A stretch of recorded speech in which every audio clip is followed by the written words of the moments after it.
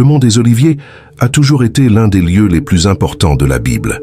C'est la montagne qui se trouve à l'est de Jérusalem, avec une vue incroyable sur le mont du Temple et sur la ville de Dieu. Cet endroit a été lié à la prophétie, au ministère de Jésus et même à la fin des temps.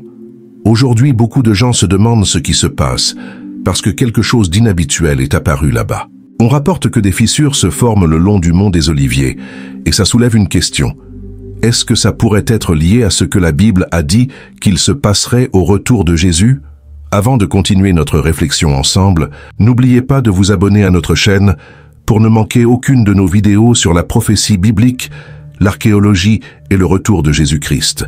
Maintenant, faisons une petite balade tranquille à travers l'histoire, la prophétie et aussi ce qui se passe aujourd'hui au mont des Oliviers.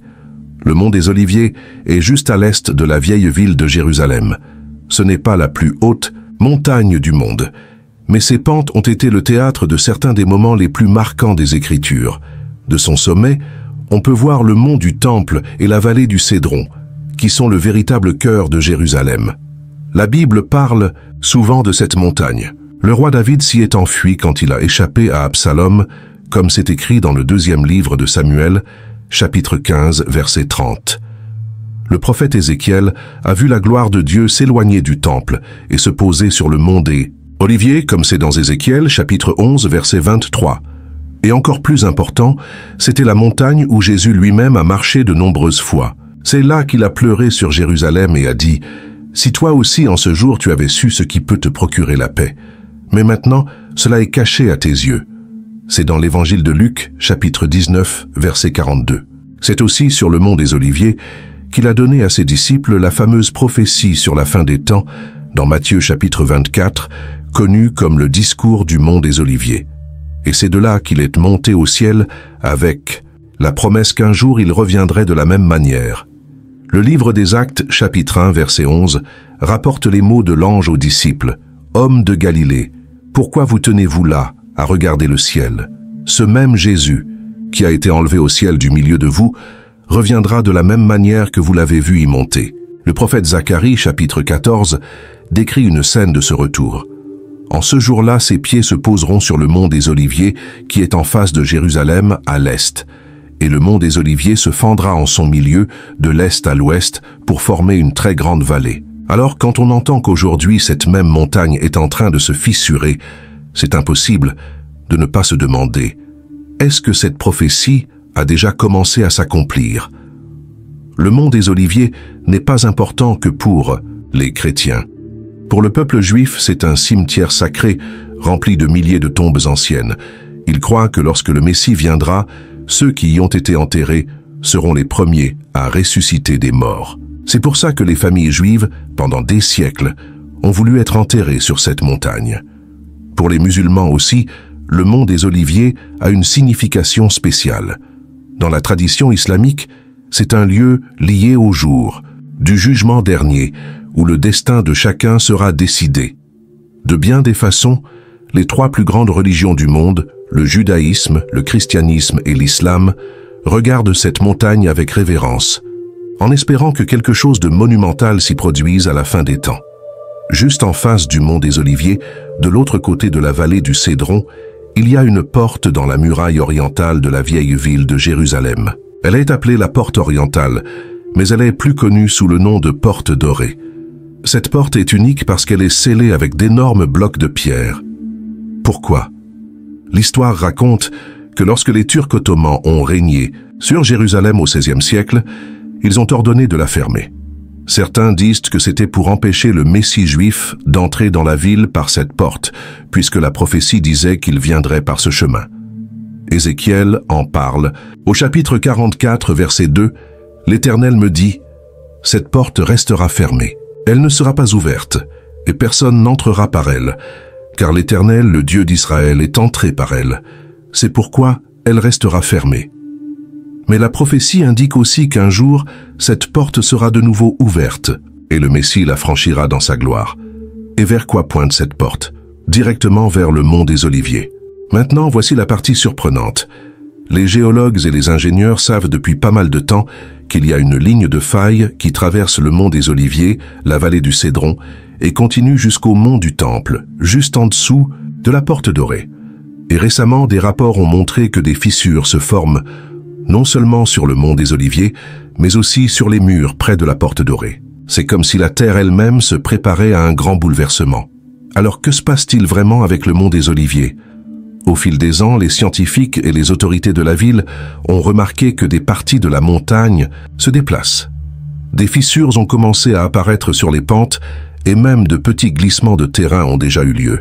Une partie de ça peut s'expliquer par l'érosion naturelle, les tremblements de terre et le mouvement des eaux souterraines. Mais ce qui attire l'attention des fidèles, c'est que ces fissures suivent exactement la même direction que celles mentionnées dans la Bible d'est en ouest. Exactement comme le prophète Zacharie l'a décrit quand il a dit que le mont des Oliviers se diviserait en deux le jour où le Messie reviendrait. De plus, la région de Jérusalem est située sur une grande faille géologique, appelée la vallée du Grand Rift. De petits tremblements de terre ont déjà été enregistrés dans cette zone au fil des ans, et tous ces signes combinés font croire à beaucoup que la terre se prépare à quelque chose de plus grand. La Bible a toujours lié les tremblements de terre à des événements divins. Le mont Sinaï a tremblé quand Dieu a donné la loi à Moïse. La terre a tremblé au moment de la résurrection de Jésus. Et dans l'Apocalypse, les tremblements de terre sont décrits comme des signes des derniers jours. Est-ce que ces fissures que nous voyons aujourd'hui sont juste des processus naturels? Ou est-ce qu'elles sont la préparation silencieuse pour le plus grand tremblement de terre de tous les temps, celui qui ouvrira la voie au retour du roi des rois? Même si scientifiquement ces fissures sont expliquées par la géologie, spirituellement elles portent un message profond. Tout comme le sol sous nos pieds semble s'ouvrir, le monde autour de nous est en train de se fissurer. La moralité, la vérité, la paix, tout semble s'effondrer à de nombreux endroits. Les fissures sur le mont des Oliviers peuvent être un rappel que ce monde n'est pas aussi solide que nous le pensons.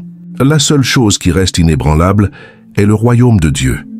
Comme c'est écrit dans la lettre aux Hébreux chapitre 12, verset 28, c'est pourquoi, puisque nous recevons un royaume inébranlable, montrons notre reconnaissance, en rendant à Dieu un culte qui lui soit agréable, avec respect et avec crainte. Quand on voit la montagne de la prophétie se diviser sous nos yeux, on devrait lever la tête vers le ciel et se souvenir de la promesse de Jésus. Il va revenir. La Bible nous apprend à veiller. Dans l'évangile de Matthieu, chapitre 24, verset 42, Jésus a dit « Veillez donc, car vous ne savez pas quel jour votre Seigneur viendra. » Personne ne peut fixer une date ou affirmer avec certitude que les fissures sur le mont des Oliviers sont le signe définitif du retour du Christ. Ça pourrait être cette année, l'année prochaine ou dans de nombreuses années. Mais une chose est sûre, chaque signe, chaque tremblement, chaque mouvement à Jérusalem nous rappelle que la scène est en train d'être préparée. La Bible décrit Jérusalem comme le centre du drame des temps de la fin. Et le mont des Oliviers est la scène principale sur laquelle le retour de Jésus sera révélé. Pendant des siècles, beaucoup de gens se demandaient comment une montagne pouvait littéralement se diviser en deux. Aujourd'hui, pendant que les géologues mesurent des fissures et que de petites secousses sont enregistrées à Jérusalem, ça ne semble plus si impossible. Ce que beaucoup pensaient n'être qu'un symbole peut d'un coup être vu de nos propres yeux. Que l'accomplissement final de cette prophétie soit pour demain, dans quelques années ou dans plusieurs décennies, le message pour nous reste le même. Nous devons vivre prêts. Le mont des Oliviers se fissure. La porte dorée reste scellée. Et les anciennes prophéties s'alignent, l'une après l'autre. Ça nous sert d'avertissement pour ne pas nous endormir face au temps que nous vivons. Jésus a dit à ses disciples, dans Luc chapitre 21, verset 28, « Quand ces choses commenceront à arriver, redressez-vous et levez la tête, car votre délivrance est proche. C'est pourquoi, au lieu de la peur, nous devons répondre avec foi. Au lieu de la confusion, nous devons vivre avec clarté. Car nous savons que toute l'histoire avance vers le moment où le roi reviendra. Le mont des Oliviers n'est pas juste une colline aux portes de Jérusalem. C'est une montagne de prophétie, une montagne de prière et une montagne de destin. C'est là que Jésus a pleuré. C'est là qu'il a enseigné, c'est là qu'il est monté. Et c'est là, sur ce même sol, que les pieds du Messie se poseront à nouveau. Maintenant, alors que des fissures apparaissent sur le visage de cette montagne, on nous rappelle que la parole de Dieu est toujours vivante. C'est comme si la création elle-même gémissait, attendant la révélation du Fils de l'homme. Que ces fissures soient de simples phénomènes naturels ou des signes prophétiques, peu importe. Elles suffisent déjà à nous éveiller à la réalité de notre temps. Alors veillons, restons fermes dans la foi et tenons-nous à l'espoir de son retour glorieux. Parce qu'un jour, peut-être plus tôt qu'on ne le pense, le mont des Oliviers va se fendre en deux. La porte dorée sera ouverte et le roi de gloire entrera dans Jérusalem pour régner pour toujours. Merci d'avoir été avec nous dans ce voyage, à travers la prophétie et l'histoire. N'oubliez pas de vous abonner à notre chaîne pour d'autres découvertes, mystères bibliques et messages d'encouragement. Et, comme toujours, merci d'avoir regardé.